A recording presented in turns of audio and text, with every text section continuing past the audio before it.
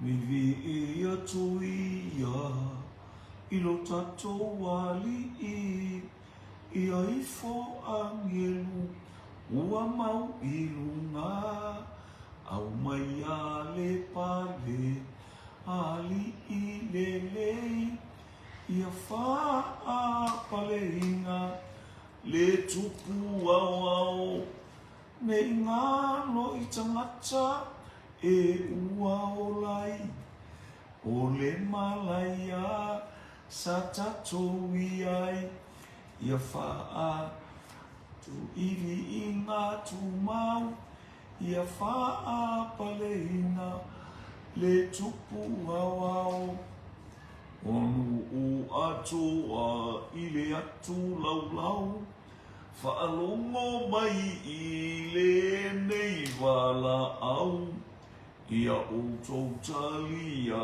lana pule lelei ia faa pale ina le tupu au ne ingalo i tangata e ua olai o le malaya sa tatou iai ia sauni lava iwi inga tatau ia faa pale ina le tupu au e fia fatasi mai ilunga ia fapa io na au e faatasi ai iwi inga tu mau ia faa paleina le tupu au ne ingalo i tangata e ua olai o le malaya sa tatou iai ia sauni lava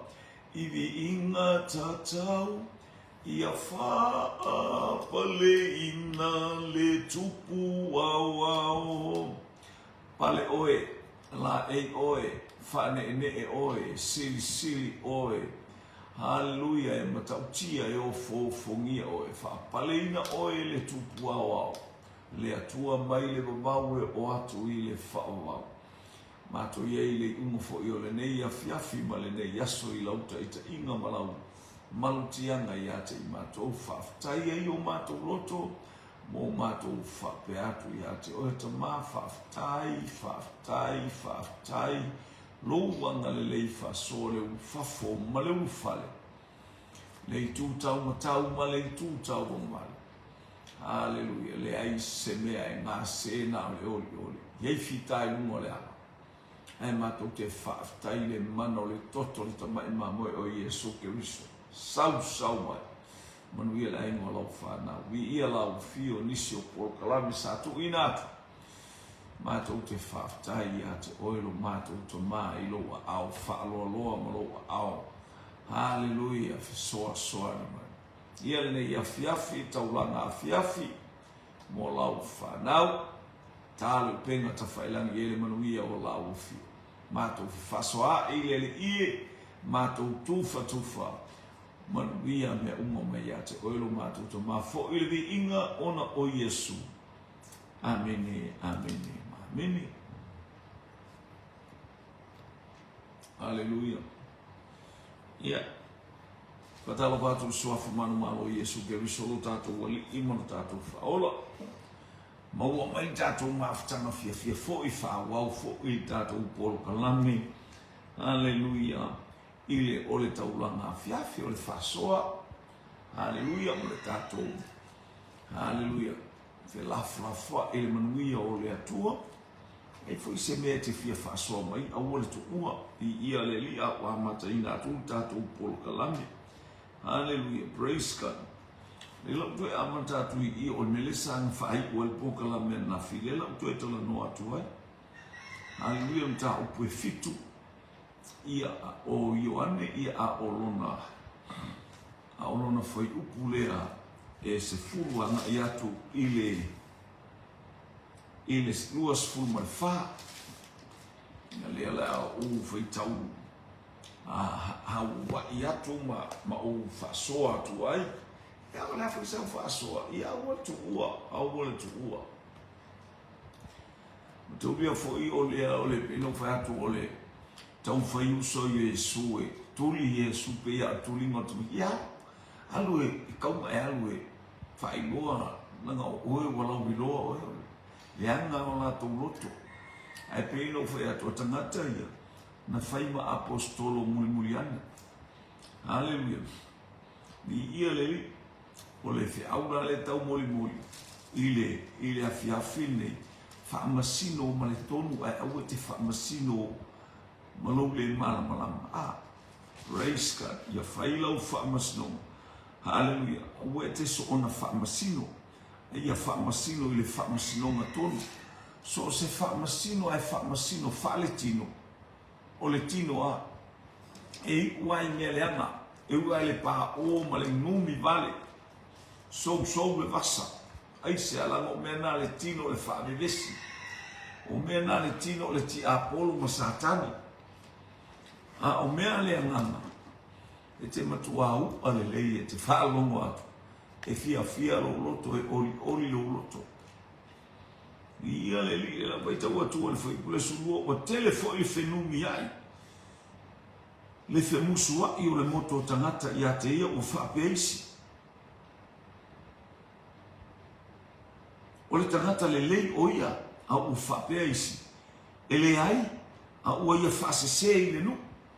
Mai isi tangata la e mawhau whale atua e le leila la tau whalongo. Te loa e te alu loa e le whau ua lau whalongo e le anga lau whalongo. Sina mea whai mai tuspa ia tu whai atu so o umatu a fo i la tau sanga le futa la tu rea nei tau sanga. Whai mai tuspa ia whata alise lau whalongo.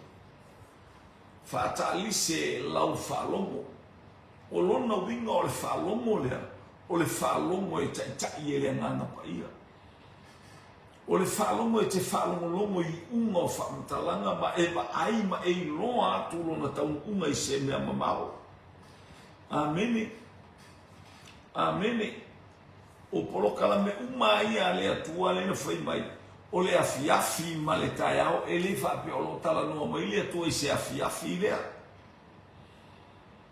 O mea antuspa ia o mea whale anganga pe o watua i le mamao le sila whanga le atua o le afiafi ma le taiao o le aso mua lea. E le a mata mai le atua i se taiao e a mata mai le atua i le tau afiafi o lo wolanga le fato a mata le atua i taiao i le whea ngai o fau amene le fato a mata na whailo atua i le atua le whea ngai o fau le anga o le tau unga leo mea uma o Keriso Yesu. This is the fulfillment of God's word. Hallelujah. And God's law. Praise God. God's commandment. Jesus Christ. It's a fulfillment of everything. We yell at you. Fata'alise la lau whalomo le tangata whaleanganga. Hallelujah. Te whalomo atu e le. Ia maua le ono sai. Hallelujah. Ia maua le ono sai. La ngō mena na manumalo i Keriso. O le ono sai o Keriso. O kangi mea le anga kako whaia.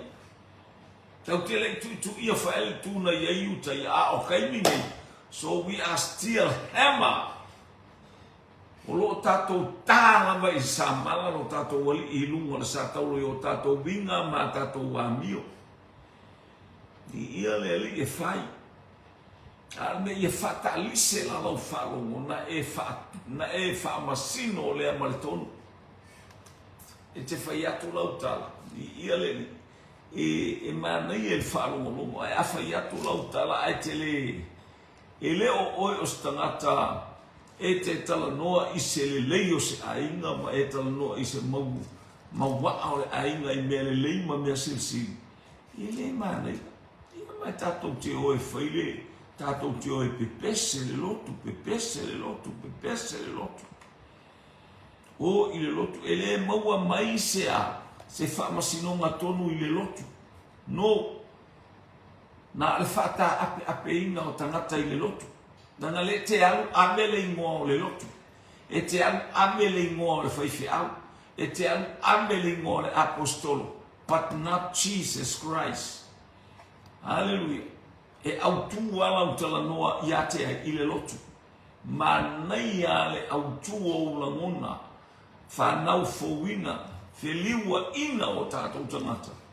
E au tu ia Yesu Keriso vai lele e wata tala fa.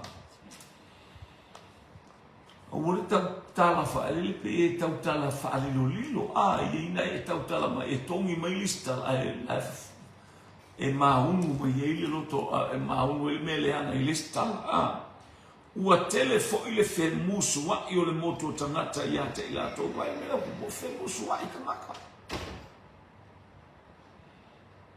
O tangata i lelei ma takatala malai ma ai iwa venga. Ele oni mea i e fai e se tangata. A o le fo i e feta lai ma Yesu. Ele ni mea na o sau ma. O mea na o sau e whataunu o mea na amai le langi. O mea na whatonu mai ai au le langi. Ele ai ama se mea whape o alu whape atu Yesu. O le alar kouwa ai. Le as kouwa ai le kari o Iosefa. Le as kouwa ai il tama. Ele que ele explico e oi. O le estou tilo mai. Le estou falando longo mai. E essa aí fai mais tala, olha aí, fa pena. E ele alternata e ola ele tino le fe musua i. Onisi, aleluia, ile lei a o fa pe mai se le ai a o fa se ile no ase se va. O le tangata vai fela ua itala. O le tangata vai a tangata e whila avatu le tala i na o tala e whalongu ka moe. Ai pino wat whatali se lau whalongu. Na e whatonu na e whamasino o le ama le tonu. Le ama le whamasinonga e tonu o le whamasinonga e taitai e le angana pa ia. E le mwhai tātou whaia ni whamasinonga le atua e tātou te whale tino.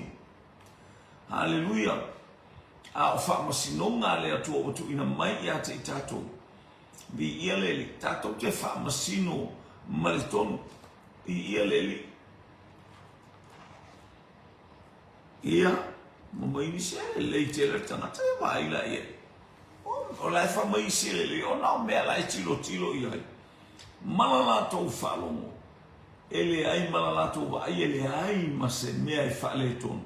Ele pe i o le au wharosaio. E tau upu e pisa o, e whapere i loa e tangata. Ai au mai nei mo latou ofu. Oka, e o mai skaili awala, au e ke skaili awala i o ofu. Au e ke anu mau pe lau e ke skaili solo ai le shopping center. La kumalau pe lau e malau fusio a umalau opene. Ave kala leilo ofu ko i o. Aleluia. Ai awalau fe alua i malau fusio e makeki malau. I o mena sa fai ele au forsai o mele au tusi. Whanau mara vai pule sumar tolu. Ai lei tau tala whaahali se tasi ate ia. Ona ole matau ia iutaia. O se fe musua ia ai lei se whape. E sa ore lei Yesu, e sa ore lei Jesus, e sa ore lei ele ai masisi e tau tala whapea. Ai sea. Ole pala ai. Ma ole ata ale, ole tino ia, ole tele i, ole mutu musu tau tala, whela ula ua i ai pala ai ke le tino. Ma lola wale whela ua. Ai awhai atu e whai mai se tala, e matua lea i asenia. Lea whai e tātou. Tau tala whaali, ele tau tala whaali se tasi ia te ia. Ona ole matau ia iutai, e mai e sirena matau le mea na ale. Te wheleoti. O tātou uma o tangata e ola, e wheoti. Koe mai e tuspa ia. Ia i loa le leia le tangata e ola, e oti. Ia i loa le tangata ua ole a oti. Hallelujah, ele to ia sana fe au i lunga fonga ele. Ie to ia se mea. Ia te le tangata e o ia itu na tele o tangata na ba lea e o ia itu. O tangata na ele malama tangata ele whawailu atai le lato o ile li. Hallelujah. E o ile li ito e o i te moni. I ia le li ai noa na o si ilo mai pe te whamai tau se ai pe tau se te moni. Haleluia, pe tau tau se saua me nga ai sau ye saua. Haleluia, aloia te ole pule male mana. Il suafo Yesu ke viso sau ele nei sau o matu fa sau tato fale. Nanga tanti moe watu nga ngaleanga.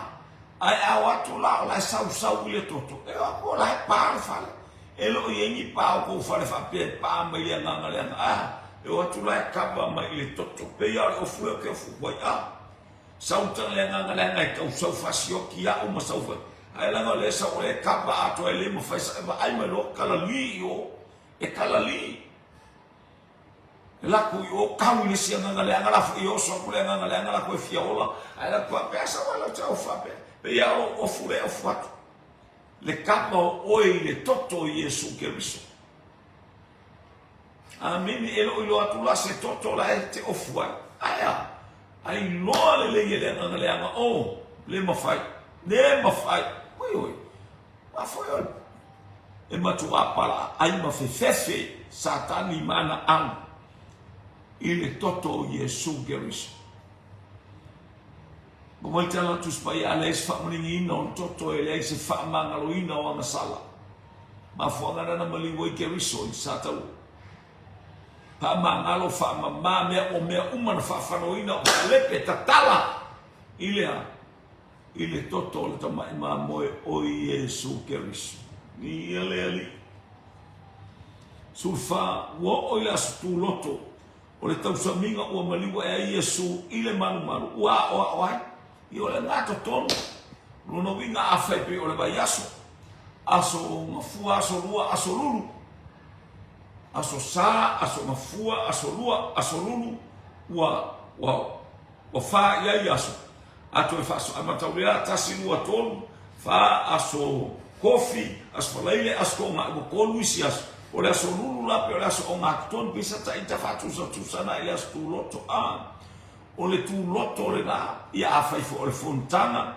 ia po le tars fulua na amata tu le tae ao ia le wo le tu loto le aso ia o le taimi le na ia o le taimi o fulua ia pe ese ata fa pe na ia va bela e maua maima e malama ngofie o le tu loto la Rono wina la unga Yesu le aso mafua le isi se kaukala yai la le aso sa le isi kaukala le isi sintaukala le aso mafua aso lua le isi le wo o le aso tu loto ia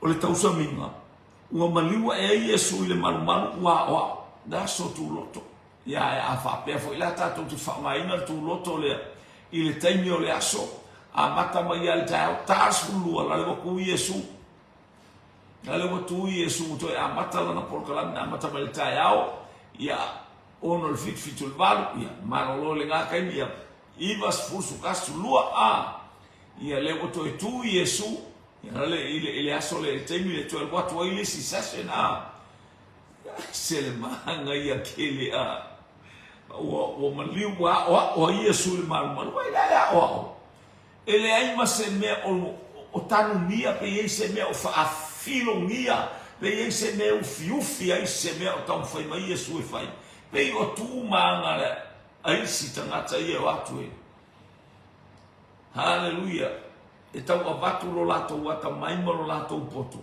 ai le abatu a to le bela aya e fai ma ba ai me labe se ma ai u Yesu ele ai ela unga Yesu atakata uma ela unga mafua ika ese mai u mena mana yelo fa o mata fa o ile wingo le tautala ile fionga le tautala le memoni tautala awole fese tautala awole feliu wa ile to fa ma fa utanga tautala ile ola tautala ile mata mofie ia lima ona ofo ai leo yu taia o fapeane e makaulele kaukala ko mo man le ai se fefi fa longo afai o le fale le fonga fai kolu ilunga a le la uma Yesu ile nga kumva ai mai lunga pe o arena ke kele a Roma a o nga ba ku Yesu a ba ku Paulo e fai le fa osno e fa tu Paulo ile o nga ko mo le mu ia ai fa masino e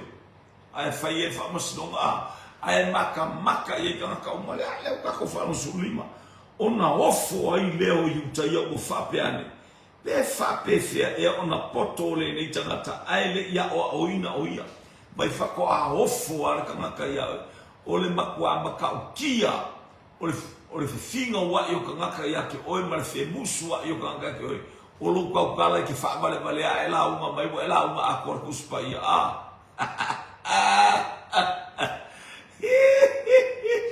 Wa e la unga ke kero o i sa o ngai whea, sa o ngai nate, sa o ngai o i perkangia, sa o ngai whiki, sa o ngai kau wa o e pe la unga. Whamai ua ofo tangata le teimi whamai ua ofo. Wa ai o tangata vale lea ma le lea o oina pe teru mai oane. Pauan mele lau ke lo saba ai o whewai ma Yesu. Vai ne maka ia ka ngaka winga o Yesu le whakingo la waria. E sele mana ia pa e halu. Ma le whatinonga o loua li o Yesu ke risole upua le li. Fola fola i le mana, fola fola i le loa, fola fola i tantonu, fola fola i le lefe momo wa. Aleluia. Aleluia. Whalongo le tala, pe whape whea ona poto le nei tangata. Ai le ia o ina wale fwe o le kele kala la wali e kele o kele le au satu kayo, au farsayo, ele i maua i se a onga se au farsayo. Ele ia onga i se a onga se au satu kayo. Ele ia onga i se a onga se au rapi o kama maku kuanga i me pe kama i pulonga i lungo unu e pe whape ngā. E maualoe maualunga la o onga e whaska mai pulonga pe se whakumukumu ngā e kama ainu e kama makua, kama kele, kama Wai vai fo le teimi o saulo mala o whangau maku kua uma ai ese. Ngā ame kaua. Ngā ora inga kama ia pi o kama ngai o mai wha kama kua. Ia kama matu. Kama matu ama ai wa fo le waku sama ma pina tapa ma e yapo oka. Aya. Ai o teimi na sawa i o staulanga e su e le tupu o Israel. Ile ainga lea. E fua moa ma se mea kama makukua ngāwhia, ngāre kamala le whai popo, ngāre kamala le whangapua, ngāre kamala le whai le maumanga, la le leo ma moe e le tala noa la tagatai tama matua e akala kua foi ai le whemusu wa ima makua ame se kala makaukia, ai o whalo maritala. Pe whapewhea o na poto o le nei tangata. Miraculous. Hallelujah. Whapewhea. How this man, hallelujah, become a wisdom and knowledge. Hallelujah. Praise God. Wow. Clever boy. O whetala yatu Yesu yate ilato o laua o onga. Ele o saulama. A olana na awina maya wale wakawa kwe Yesu e ye tamata na awina maya olala matatau to e ese ale o onga Yesu e ese ale poto le ya Yesu ngai lo le poko kangaka uma le wala tolua o le poto le fai maili si vai mo tu pepe atato wanga ya pe wa tala e pe o le wa ya le pule amen. E te me o e awa e nga whaisoi whato amato whaalongo ale i se tangata whapea. Se tangata ua tautala i aile pule i lan tautala. Aleluia. Whalongo mai whai pule e whaasfulu male. Whaasuma lima. Ua whoi atu au na ile au ostaulanga sili male au wharosaio. Ona whapea mai ai leo i la tau i ate i la tau. Pese ale mea o auto we tai mai ia te ia. Whasuongo ona tali atu leo au onga ua le ai lama se tangata e tau tala pe o le na tangata.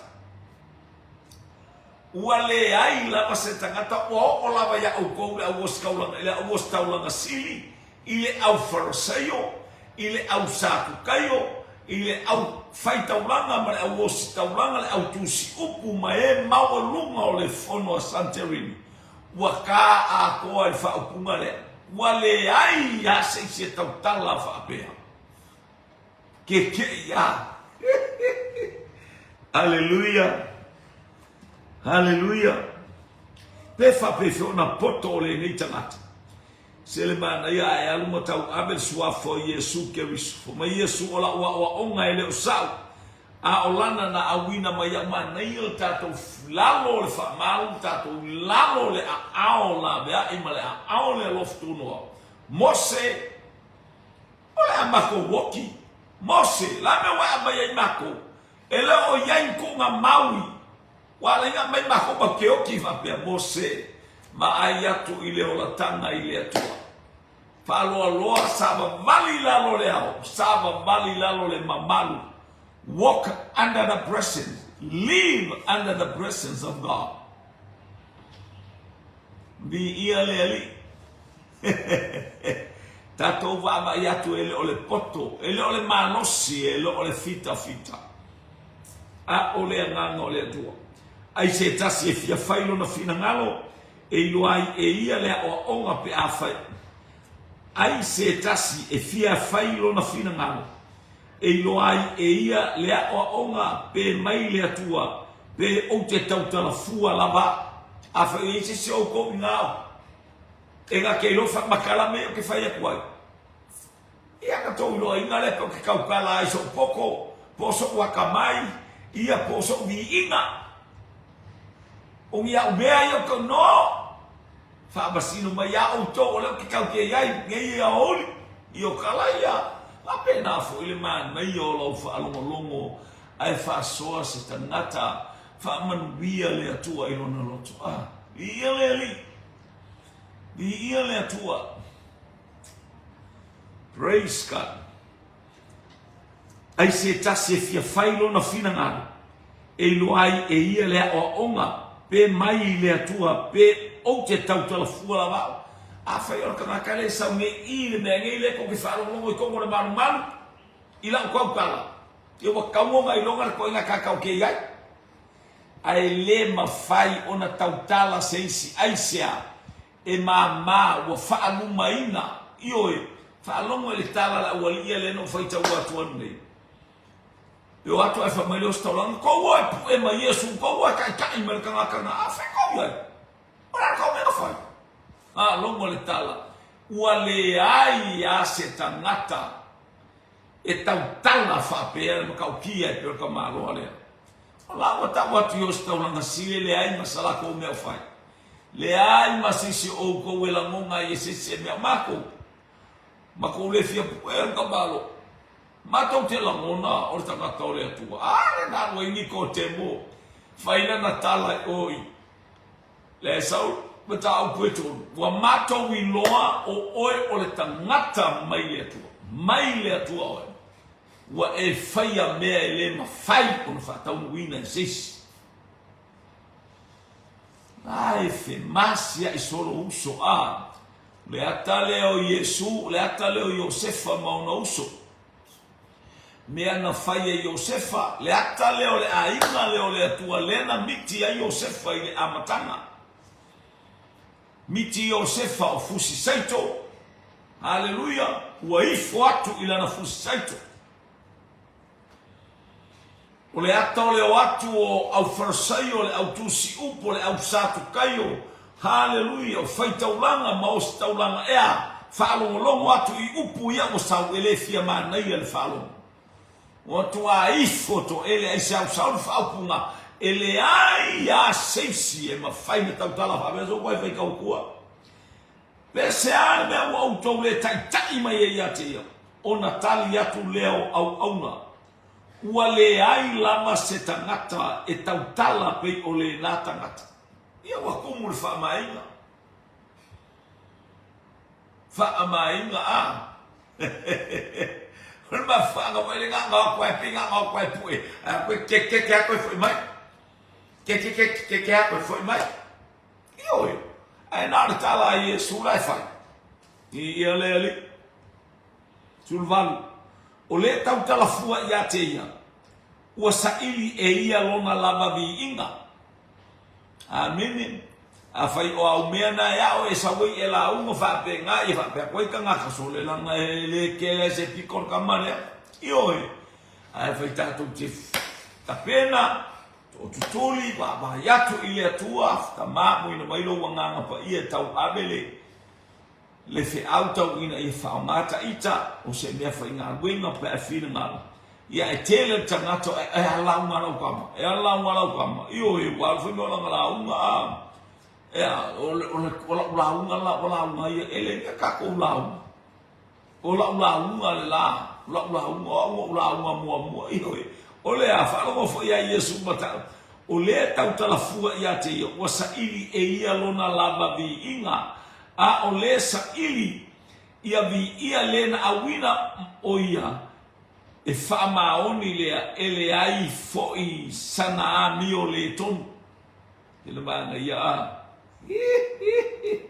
ele ai fo i sana mi ole ton mara tatu to vino me wa mai le tatou te o e whasoa ma ai ma loto maulalo whai ngā luenga uma ma le loto maulalo io e haleluia ia sili nisi uma ia te tatou aisea le anga o i tatou o mea le atua ele o ni mea stangata o mea uma na awina mai le atua ele o se whasoa se tangata tatou te maro o se sumareiva ele itu ina atu ea e mose le tula fono ia te outou aele ai se tasi o towe ana ile tula fono pese ale mea tau te fia fasiotia iatia kula fono nga mai e mose nga ko ke fe panua ia nga ko ke fe mai o mose fa mai o mose o fea mose ua oti mose pe ona o faiatu o le miti mua lava ale tamale o Yosef o lona fatau uina lea o Yesu maleita mia o ia ele au forsaio mauso au o e ngā lue le fata o le atua ite fa penale ita uso Yosef ale a inga uso Yosef na itai ina ua fai Yosef matangata ulu matua o le aina o le ulu matua na o le aina le ngala inga abe ele meka o le double portion le tato wa aia i whamanu yanga tamalo ele i whapena se whamanu yanga o Utah ai le anga o Utah ia na ia tō mai le nei to tonu o rona fatu amene le an tato wa aia i to ele le ai mafia wa ai na fia wa ai o sefa i se ata mai o na uso o le altu langa o iai o na uso to tuli no ma Utah ina ua fai mai ole a tu upeni amina ai o lato ai tu upeni amina e fai ma polonga Yosef ilo lato le ilo ole lato usole le ana to tuli ai le atali le to tuli ai Utah me le na fia tilo i ai Yosef ole mana onga le o Yesu ole ata o Yesu ke riso ile ina ova ai o na uso o le ato Yesu Keriso ina mo fai loa o ia e ente ia fia mai a Yesu haleluia a o ai te ngatale o ia o le leona ta noa o le tu a inga o Utah o le mafuanga na o le maua i Utah o le fai longa le a o Josefa o le unu matua double portion tato wa ai e ia e wha manu yanga i le tu sifo i le noa tufa le nuku e mose to atolu o le upena kato ia maritama oe maritama o Manase to e fai o le pito lai o maua tofi Manase haleluia maua e fo i male tofi oe o le tamale o e faraima to e maua e fo i male tofi o Manase kusa o le ua Manase ia Josefa o maua umarako kofi pe awa ai i tulanga i e Manase ai inu uia a mai e Manase au mai ai le yoritana watu le o ngā tonu wa o le meta o Manase i le sami meti tirana e le iti ai sa whaamanu yanga le atua i ia le ina abe ila na uru matua o Josefa i ia le praise God sile mana i pe atatou tilo matatou waba ai i le atua ma le loto whaamawala ia lea haleluia sumareiva ele itu ina atu e mosele tu la fono ia te auto ele ai se tasi o auto e ana i tu la fono le fo usau le o kala mo ka te o mea mano usau mai lunga o mea ia ai tau te le tonu haleluia pe se ale mea tau te fia fasioti a ia te au ua ngā o le anga o kou loko le anga o kou mafaufau kou ke le ilo o tau tino o le marumaru o le iloa e ni tangata ni ia le li whaftai la lo loto i le nei tu waso ma le nei tu la ia oe ma ua e malama lama mata malama lama ai se a mo fua ina mo oe le anganga pa ia o le persona lona tonu o le atoatoanga o le atua ua fio ma iai le atua haleluia e whatau nuku le misiona mai le amatanga le raba Israelu le tula fonu sa iai le atua sau Yesu haleluia lele wala to whatau taua le atali o le milionea le atali o le mauoa le atali o le tangata e ona mea uma ia o le atau Yesu ma le atua aya amu ia oe wa e inu wa e ai wa o aluma wa o moe whaamanu yanga le atua te le la tsala ya tau te le la whaamasinonga le atua ya tau e te le whaamasinonga le atua haleluia ia te oe ia te ontari atua i leo le motu o tangata o ia te oe le te moni o ai ea e fia fasioti ia te oe mai kala ngā o mai fasioki Yesu e fasioki a rero fa mai o ai fia fasioki ake oe ia vai oe pete lo fia fasioki al to fai au vai oe pete lo fia fasioki al fa fine nae e fai me le leia i le lotu va ai le ti akono va ai le o nai na lu pete lo fia fasioki e lo fai ni o winga haleluia vai foi oe pe o la te fai ia e te tau kala e o eselo wika i fai au amene amene bi ia le atua palongo o ai ona tani mai leo o le motu o tangata o ia te oil te moni o ai fia fasioti e taue la tau mele lei o te moni e taue la tau mele lei o mea leanga pe a vai ni me o shine el tangata o afo o Yesu ia savale pa shine te mi uma ona folinga o langa mi o langa savali o langa tautala hallelujah shine te uma arise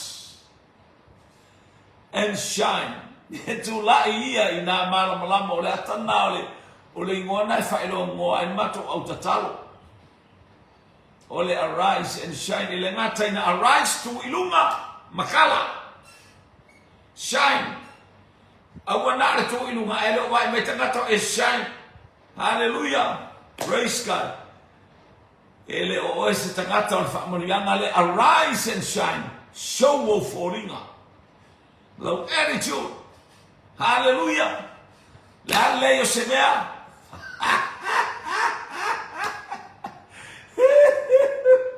oi pei ala u ali tama mai mount foul hallelujah praise God watali atu Yesu ya te ila tō wa o whaia ngā ruenga tasi na o tō wofo ai umalawa o lea na tua tuai e mose le peritome ia te auto e le ona ua mafua ia mose a o le tamaha o le sapati foi tō te wha peritome ina ai tangata ni ia le li no whailonga e tasi whailonga nga whaile vai ko iluma la moa ele alo e oso le vai fa mercado kamalo ele diz ai fa korfisini o ia pa kua ia yo no va ser nga o yo ai le wa kua makama nga pa kua nga o arkai mis akoro ila le vai se ale vai mata mi le asole na fa malo lo la sapati o sapaki uma esa o le angelo na e pule vai ka ko vai le sa na e pule vai fa ia nga wena ale aso esa wele atua na e pule vai aya esa wele angelo le atua na e pule vai le lo pola ka mana Mikaele le akele na e pule vai hallelujah aya ole nga wena na fai ole nga e pule vai ai tu io so che la fai nga wena la sa ale ai ka okoa la le ka usila usapaki ki nga vai nga curioso ka waso pula vai yes ia le tua yes e mamamu yoe yes ele lei kama kasa sa Oso a. Oso. Wow. Hallelujah. Aya, alale ai ngo fama kausin sapaki. Ua fia o kwa ia mela. O fia soso. Ala marka o ko. Alale ai kausi ala sapaki. Alale ai ma. Amen. Famela mo sapaki ngo fa ile tua ya va ya. Sole fa pa ia. Ele fa me que ava ya. Fa pa ia. Esse ale ava esse fa pa ia. Amen. O pa ia me lilo mai langi teu lo roto. Ele kasi que algo se loco. Ele kasi que fa pa ia ina an asusa pa ia. Aso fogo é algo mawena ya pa ia o na wema. Wa me que fa pa la fa se o que o que pa ia. Fa mole o tau kala fa pena o ma ko ele e pa ia. Io pe que algo o la me e que ele ili e kale la ba o ma ko pa ia sole nge fa ni.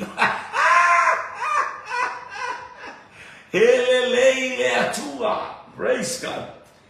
E ele ali. Pai mai le sa, ela vi inga. Pai lo wanda so fua, ela com cara fi ai fanga. Ole que a so como el pai. Ole a lofa. Io e ola fa le a tua. E va ai lo panga e che riso che mo fewa i ma che riso. Foi mai lo tus pai ai cupito ia Josefa. Sai ai fo ile tua ia Josef. Ai no Potifara, sai ai fo ile tua ia Josef.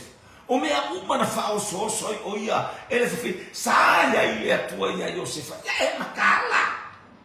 Aleluia. E pa ia oi. Po fea me foi mitar as tele câmera com tanga o luar fa. Ia, a que cara foi aí. Aí ela vai arrancar com uma é o louco que a ele. Aleluia. E o só cala ia fa pena, fica fa aí ele. Fa pa a solua. É o fa pe com que o cara lori com que o lá uma ele. Com que o cara fa. Fa com cola ao. E o vai ter fa pe o mo me ter o te mano o me no. É que ela é que vai por ela vai lá ao. Ku fai au na lema. Io e tiro e aia. É a luta. Que ipoasa. Mas ipoasa é. Sorry. Tu usa. Olha que ali. Fa que ia poasa. E pa ia que é essa mãe moapi. Essa mãe moapi é pa ia se ver. Alô? Olha que eles. O bakua e esse ela uma. Fa pe mai fa pe ato titia ka tala mai ia poasa o alena. Aleluia. Oa le amene io. E mai na sa o ma fo mo pos. Tini, sumai. Sabe? Malu, vai, o tini malo loi. O e te se me o le toti ai uma fa tonu tamala toti ai ma tinala uma i halu fa tai la vale ana le io vai kala e que kala pe pa ia no bola na mesa mo apia pa ia le pa ia lá tu fai tu uma não olha que me lá em kala mo aqui que sabe olha na vai olha seu tinala olha seu tinala é fabuloso. Olha, camarão. Ia. Sabe não foi mais camarão. Mas ele quer o cala. Ia, essa mano foi o tito. O tito também malo se tem. O vai também malo se tem. O tito também o riala o tu o. Cara vai. Halu tem vai arruma. Olha, frente foi já tu ia. O abule roto poasa. Awai nai ia mena abe mai lulu abe martinya la abe la na ui na ai ia ile tina vai mai oi ruta baby ofesa oi fesa ngalu ai mai no ngalu ole le fanu o lista nata nai mo ya poasa oi ole uso lo tolua ole tanata ia wa makaro filiki ho ese le bane olea na lue ia so fitu fa pa ia so fitu fa mai to ke faia le sapati haleluia ma fai aso e fitu sapati pia un fai sa winga iole o le Pentecost o le aso Paseka o le ala winga na me fai sa winga fa pa ia oe ile pa ia nga sa ke sa we ke ni mai ai o le vai aso ako ke o la leanga ke o la lima kamo ese mi o fainga al fainga venga fa mole haleluia fa pa ia o tato molanga pa ia i te mi uma haleluia ia fa uma tu tato por kala me tato fa ipura pe a fa ye per to minga se tasi le tapat se tangata le tapat ne solia tu la fono mose pe se ale me to te ita mai ia te au awana o fa malo loina le tino ato le tangata le tapat toli que via malo ai saukani esse armo kuruma ka ai lo fala ale vai já kaulanga ave o ko ingalai fa ai lo ai ke alo le pela o ke alo ma lo tamata sinamanga ia luas fu marfa awale so ona fa masino a ia fa masino ile fa masino maton awale so ona fa masino a ia fa masino ile fa masino maton kele ka ku isi so nalo awa to te fa masino ina fa masino awa ole fa masino nga to te fa masino to ai fa masino ai auto awa ete e ua fuale tu poto ile mata o uso amene ai mua eu le tu poto na ile mata o lo mata ilo mata mana ia fe awale tua mo tato uma amata ya ta. The application of God's word start from the 5 hours, start from few. Amaka ya kia ule kaukala ule apalai ele upole tua. Ukele la ko sawa ku yake oe. Ukele la ko la uma ku yake oe. Ofa ko mu oe no. I just sharing God's word. For my Yesu. Hallelujah. For my apostol. Yeah. O le tau longolongo e tupu e le whaatotua. Kako kou longolongo. Matato wola whapa. Ia ina matato wola. Ia mamu le atua iso se mea tatou te ia. Amene. Whaftai lau te talo. Whaftai mola ona pongi ma e ta ua le ngona nei whaiwhi au le nei po kalame. O le taulanga a fiafi. Ai mainu tutuli ma le afi. Hallelujah. Tatou polo kalame umaro e lunga o penga ta whailangi ma ilato uma oe o ngaru e. Ia whaamanuia atu le tua i mea umalama utou whaia. Hallelujah, tatou whaia. Ia sa saa mai e le atua ana whaamanuianga. Ia pai atu le atua, manama atu le atua i se marama anga fo. Fo ili vi inga i le atua. Ona o Yesu. Amene, ma amene, ma amene. Lau au ona tautua ia te oe, ma le nganga whaamawalalo ona o Yesu. Amen. To God be the glory forever and ever. Amen.